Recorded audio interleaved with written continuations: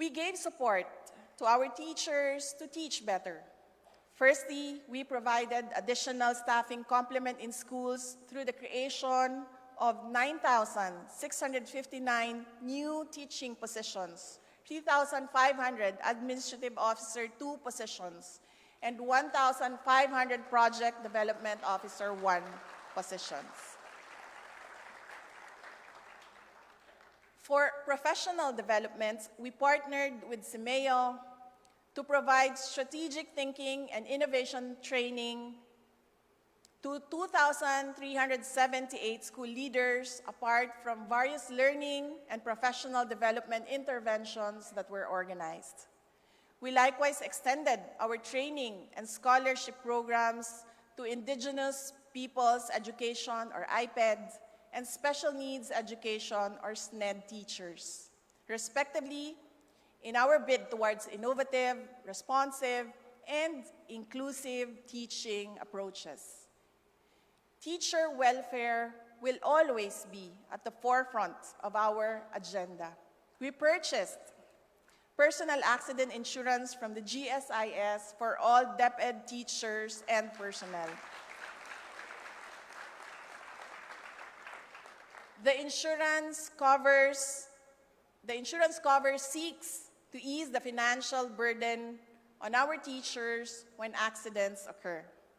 We commenced the registration of teachers and employees to the PhilHealth Consulta package, and soon they will be able to avail of free medical consultations and free selected laboratory and diagnostic testing in accredited Deped clinics.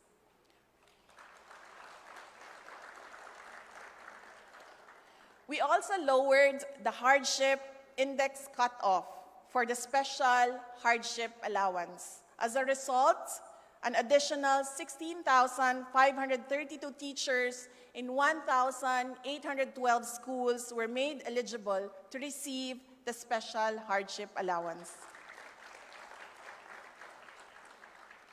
Lastly, we have already engaged the World Bank to provide us with a study on teacher salary.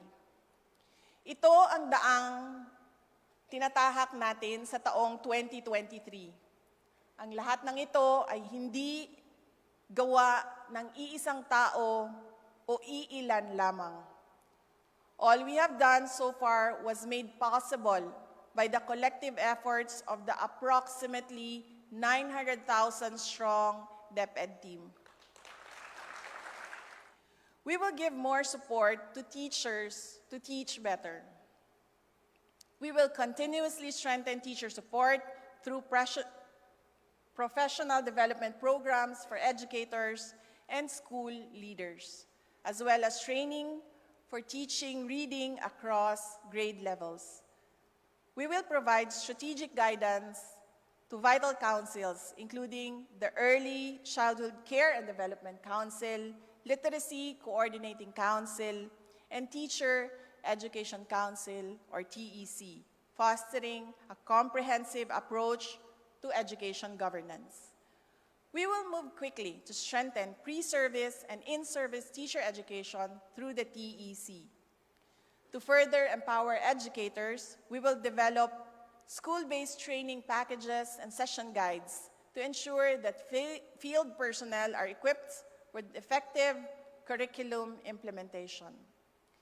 Sa ating mga mahal na guro at mga kawani, hindi po kami titigil sa paghahanap ng mga paraan at paglalatag ng mga polisiya upang tugunan ang issue ukol sa net take-home pay ninyo.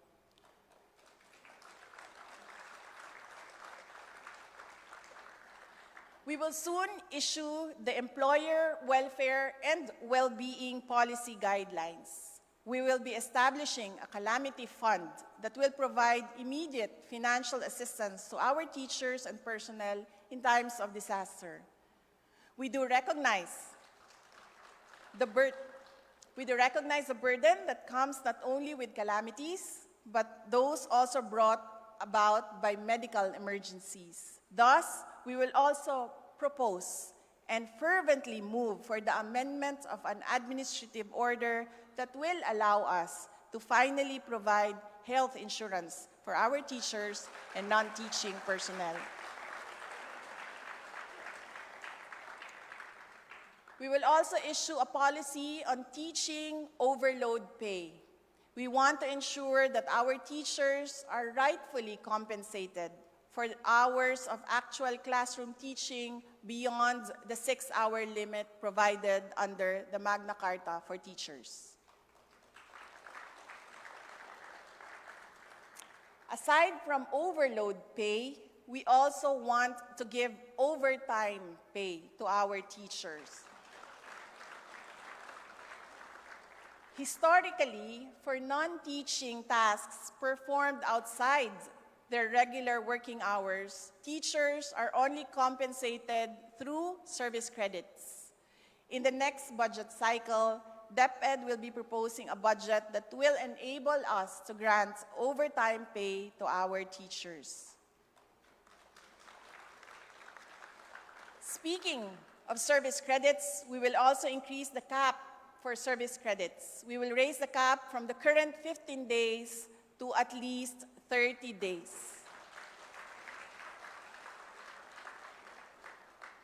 Deped is also aware of the concerns regarding the Continuing Professional Developments, or CPD. We have initiated talks with the Professional Regulation Commission towards streamlining the accreditation process for all Deped-NEA professional development programs across all governance levels. With this, our teachers will not have to absorb additional financial burden for CPD units. Finally, we have always expressed our intention to remove administrative tasks from our teachers. After holding several consultations with our field personnel, the department order on the removal of administrative tasks for teachers will be released tomorrow, and the corresponding strand memorandum will be released next week. To ensure its effective implementation, along with the filling up of 5,000 administrative personnel for 2023 and another 5,000 administrative personnel for 2024, we will also be providing additional MOOE to enable our schools to hire the necessary administrative support staff. Let us bring our teachers back to the classrooms.